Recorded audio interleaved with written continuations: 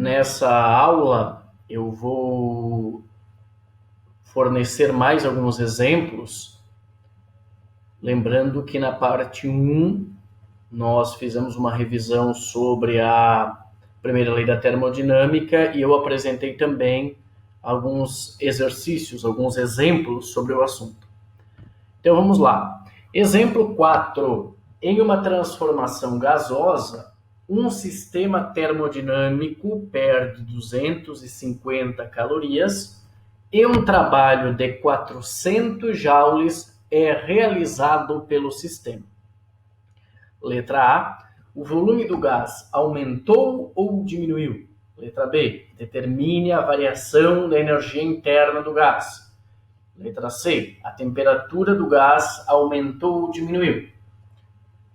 De acordo com o enunciado, o gás perde 250 calorias e um trabalho de 400 calorias é realizado pelo sistema.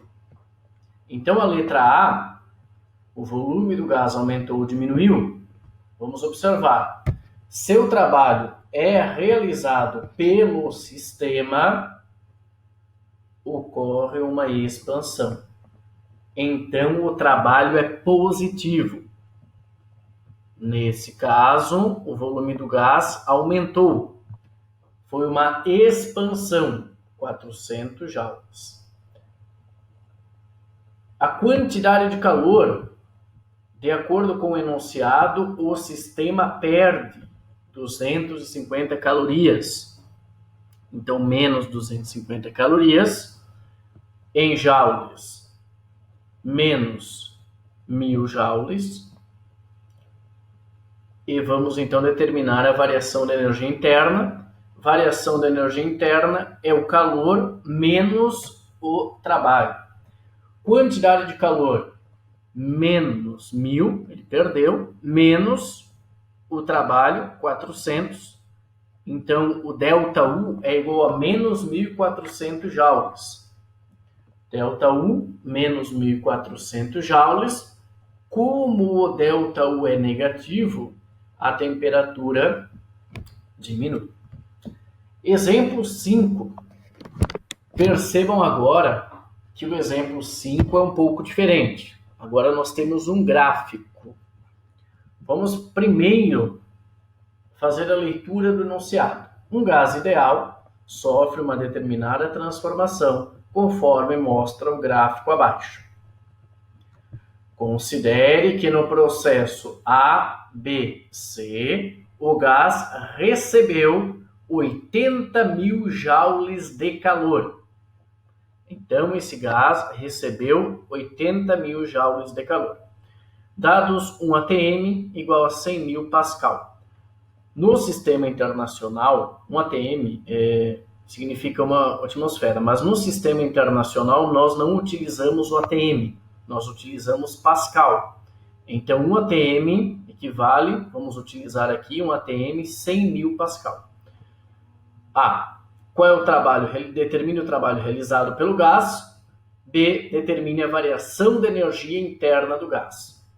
Vamos observar aqui, pessoal, no gráfico, os eixos. Nesse eixo, nós temos a pressão em atm. Então, quando você for efetuar algum cálculo, se você utilizar o sistema internacional, você não vai utilizar o atm, você vai utilizar pascal. De A até B, então você, aliás, tem a pressão e o volume em metros cúbicos. Metro cúbico está no sistema internacional. Então vamos analisar o que acontece. De A até B, o gás expandiu. Então, esse gás, ele sofreu uma expansão, mantendo essa pressão constante. Ele sofreu uma expansão isobárica. Ou seja, ele expandiu, mantendo a pressão constante. A pressão foi sempre a mesma de A até B. De B até C, ele ainda sofre uma expansão, Por quê? Porque em B o volume é 0,5 e em C o volume é 0,8. Então, de A até B é expansão e de B até C também é expansão. Numa expansão, o trabalho é positivo. Como vamos determinar o trabalho? Nesse caso, num gráfico, basta calcularmos a área. Então, nós temos aqui a pressão em ATM, vamos lembrar, um ATM 100.000 Pascal. De A até B é uma expansão, vamos calcular essa área, a área desse retângulo, base vezes altura, a base 0,2 até 0,5 é 0,3, a altura 100.000, um ATM 100.000. Então, o trabalho realizado pelo gás de A até B é igual a 30.000 joules, que equivale, que é igual a essa área. O trabalho realizado pelo gás de B até C é dado por essa área. Observem que a área até o eixo do volume, não é só essa áreazinha aqui ó, que eu estou selecionando, é toda essa área. Toda essa área até o eixo do volume. Essa figura é um trapézio. A área do trapézio é dada por base maior mais base menor vezes altura sobre 2. Base maior, 100.000, mais a base menor, 40.000, vezes a altura, 0,3, 0,5 até o 0,8, dividido por 2. Isso vai dar 21.000 joules. Somando as áreas, o trabalho positivo, porque houve uma expansão, observem aqui, foi de 0,2 até o 0,8, o trabalho de A até C, ABC, é o trabalho de A até B, mais o trabalho de B até C. Então, o trabalho realizado pelo gás foi igual a 51.000 joules. A letra B determine a variação da energia interna do gás. De acordo com o enunciado, esse gás recebeu 80.000 joules de calor. Então, vamos utilizar a primeira lei da termodinâmica, ΔU igual calor menos o trabalho. A quantidade de calor é igual a 80.000, o trabalho é igual a 51.000, 80.000 menos 51.000, 29.000 joules. Exemplo 6. Nesse exemplo 6, aparece um termo que nós já comentamos em sala de aula, e é uma transformação que pode ocorrer em gases, que é uma transformação adiabática. O que caracteriza uma transformação adiabática é uma transformação em que não ocorre troca de calor. Então, nós temos a seguinte questão, o seguinte exemplo.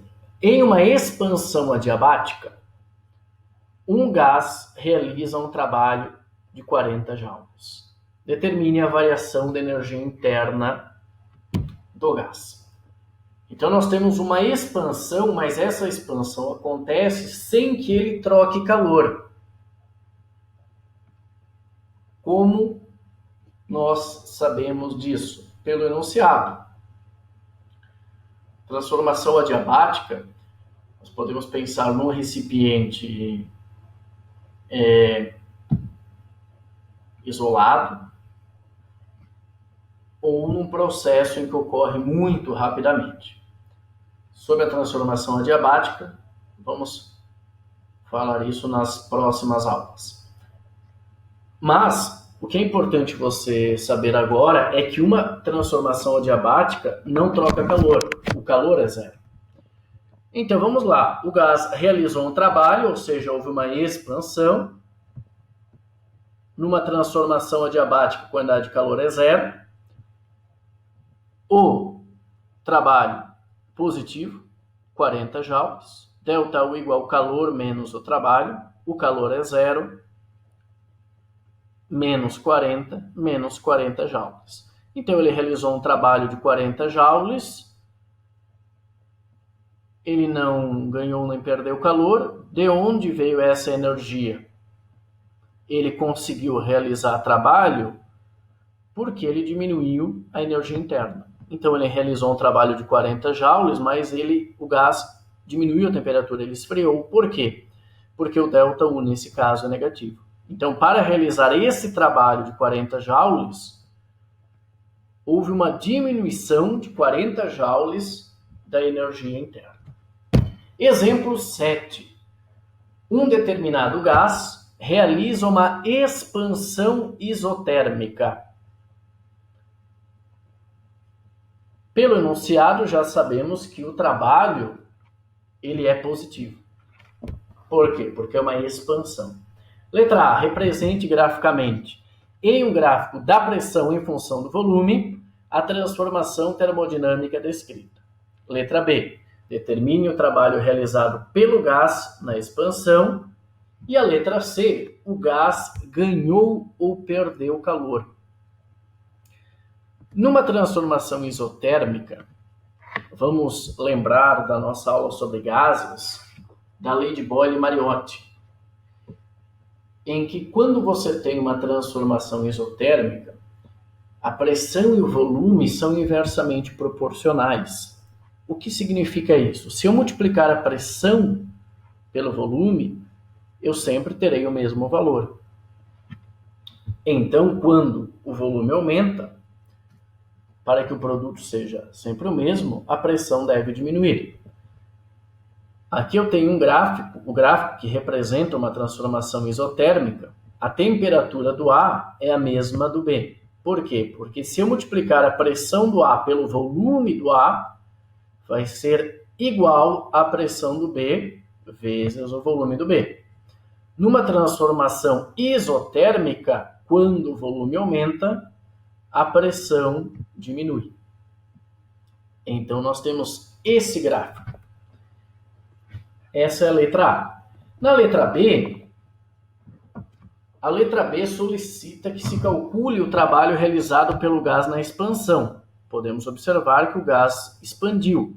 Ele sai do volume A, vai até o volume B. O que nós temos que fazer é calcular essa área. Mas essa figura, você tem aqui um retângulo, você até conseguiria calcular a área do retângulo, mas que figura é essa? Ela não é um triângulo. Então, como nós poderíamos calcular essa área? O que nós vamos fazer? Nós vamos utilizar a definição de trabalho. O trabalho ele é dado pela integral de P dV, de VA até VB.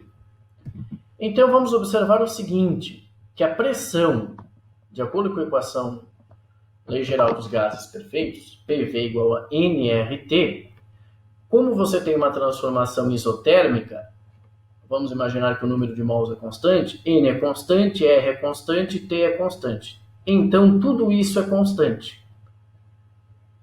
Então, P vezes V é sempre constante. Quando eu aumento o V, diminuo o P. Então, o P é uma função de V.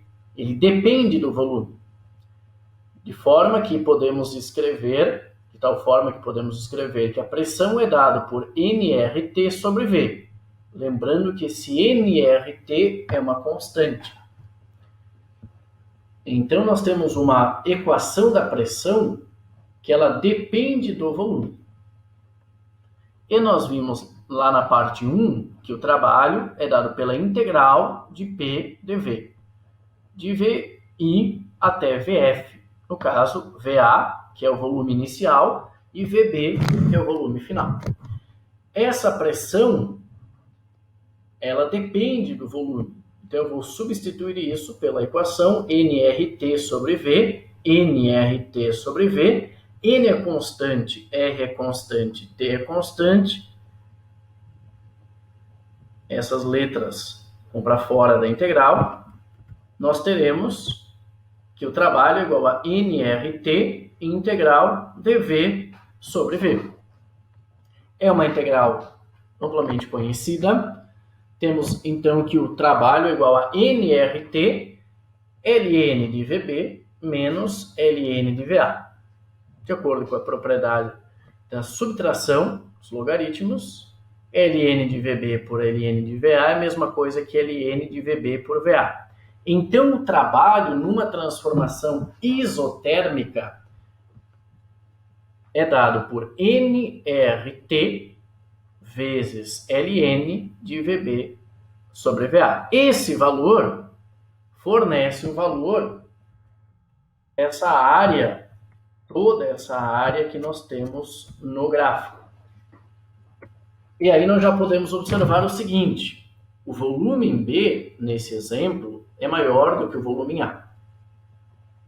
Então esse termo é positivo. Como isso aqui é positivo, o trabalho também será positivo. Então lembrem, numa transformação isotérmica, ou seja, uma transformação em que a temperatura é constante, o trabalho é dado por nRT, a temperatura, quando nós trabalhamos com gases, sempre em Kelvin, vezes logaritmo natural de VB por VA, ln de VB por VA. A letra C faz a seguinte pergunta: o gás ganhou ou perdeu calor? Vamos relembrar a primeira lei da termodinâmica. ΔU igual calor menos trabalho. O ΔU depende da temperatura. E nós podemos observar aqui no gráfico que a temperatura é sempre a mesma. Então, em uma transformação isotérmica, ΔU é zero, como já afirmamos na parte 1. Então, esse ΔU é zero.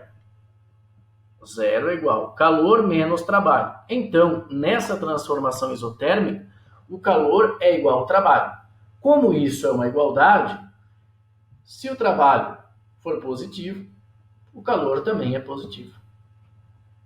Nesse caso, nós já calculamos a equação do trabalho nessa expansão. Podemos afirmar que o calor, nesse caso, é nRT ln de VB por VA. Como o trabalho é positivo, o calor também será positivo. Isso implica que o gás recebeu calor. Agora vejam que interessante esse exemplo. Nós temos um sistema em que o gás ganha calor, mas não aumenta a temperatura. A temperatura ela não aumentou nem diminuiu. Vamos pensar em termos de energia. Foi fornecido calor para o gás. O que ele fez? Ele usou isso na realização de trabalho. A mesma quantidade de calor que ele recebeu, ele usou no processo de expansão. Por isso, o ΔU é zero.